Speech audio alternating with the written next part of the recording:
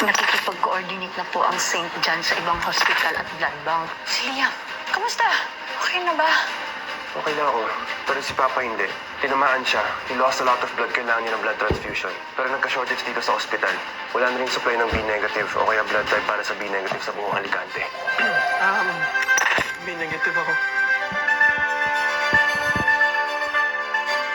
Gonna be okay, Ma.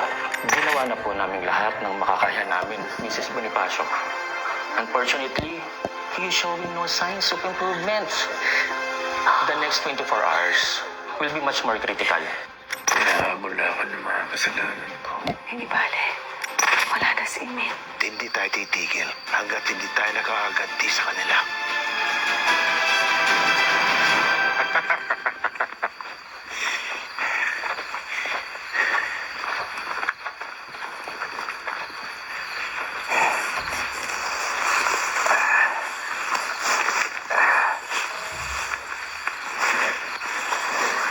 Dado, tanong mo ako. Bilang.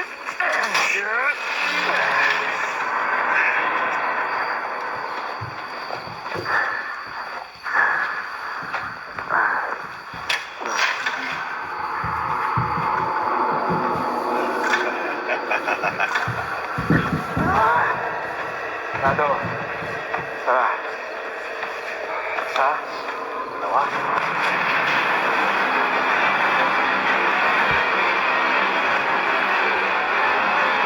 Bakit wala? Ha? May kumuha. Wow! Obvious ba? National may kumuha! Tama na! Tama na! Sino pa iba nakakaalam na dito mo tinago ang pera at mga alahas? Boss, yung mga inutusan ko pero patay na silang lahat.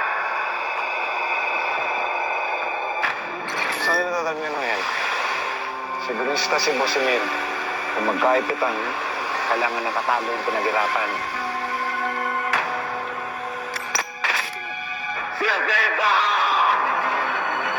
Ano? Anong siya ito? Saan mo ba?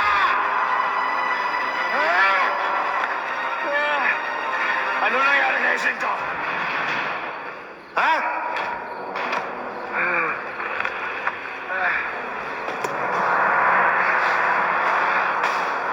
Kalukuhan to, kalukuhan.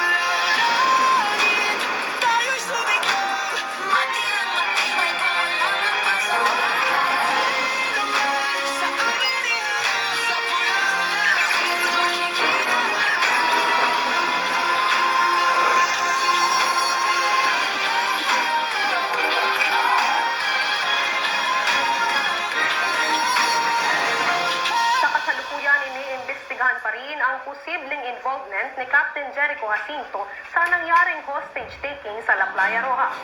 Kaugnay nito, wala pa rin balita tungkol sa kanyang kalagayan sa St. John's Hospital sa Alicante. Magbabayad siya sa lahat ng ginawa niya. Anak, munti ka na niyang mapatay. Kaya sana mamatay na siya. Salamat, Ma, dahil niligtas mo ako. Pero ayoko mamatay ang Captain Jericho na yan. Kailangan mabuhay siya. Haharapin niya lahat ng pamilya na naging biktima sa resort. Magbabayad siya sa lahat ng inosenteng namatay. Pre, kamusta lolo mo? Hindi pa rin okay eh. Huwag ka mawala ng pag-asa, Olsen. Opo. Si, Sir Magnus po pala. Kamusta?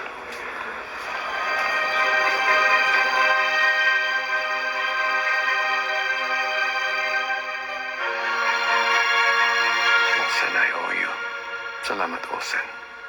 Walang naman, sir.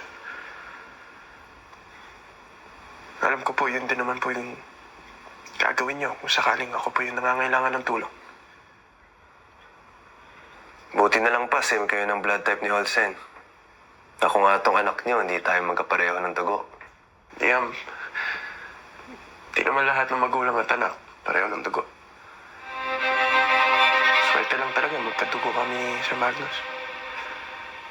Pero kung totoosin, bata pa lang ako, sir, parang tatay na rin ang tingin ko sa inyo eh.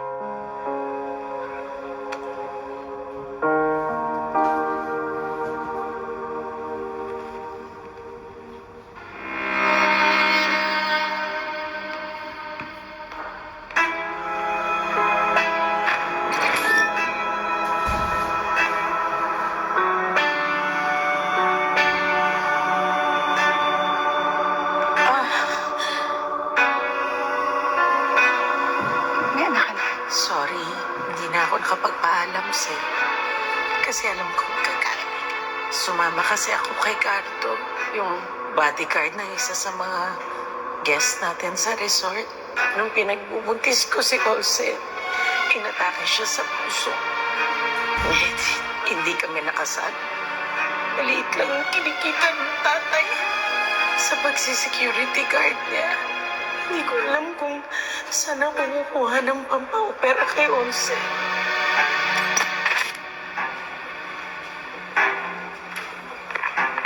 Negative. No visitor sa load pa si Captain Jacinto. Oh, stable na sa room 202.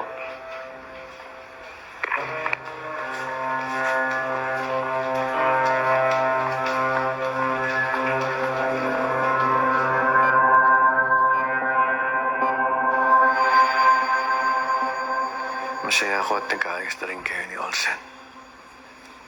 Yun naman, na-miss ko yung mga panahong parang dalawa ang anak ko.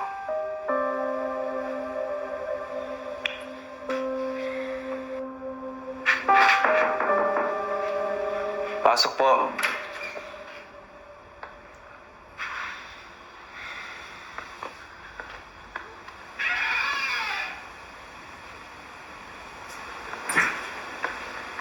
Kamusta ka na, Magnus? Salamat sa anak mo. I feel so much better now. Si Greta. Nandito po siya kanina, tita. Bakit po? Gusto ko lang sanang mag-sorry sa kanya. Wendy, I feel that's not necessary. Kung ano man ang nangyari sa La Playa Roja, lahat ng mga pangit na nangyari sa atin doon,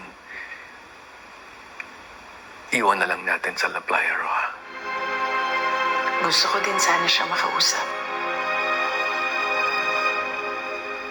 Hanapin ko po siya. Sige.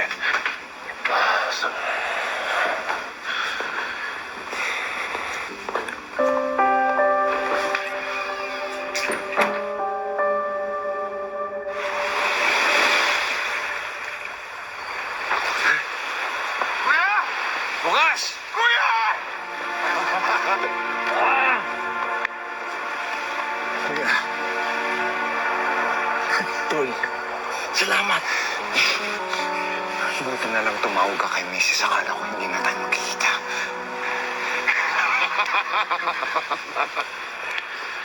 Dado, kumusta ka?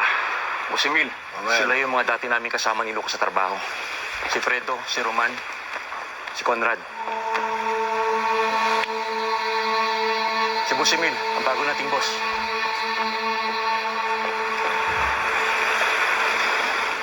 Nasaan ang mga kargamento? Yun yung problema, kuya. Nawawala may kumuha. Sino kumuha? Nasama ang mga milyones natin. Sigurado ako. Alam ni Jacinto. Si Jacinto. Yung pulis na nag-recruit sa inyo. Oo, meron. Yung dati kasama akong polis. Siya nag-recruit sa amin at tumaidor. Nasaan siya ngayon? Nasa ospital sa Alicante. At doon tayo pupunta ngayon.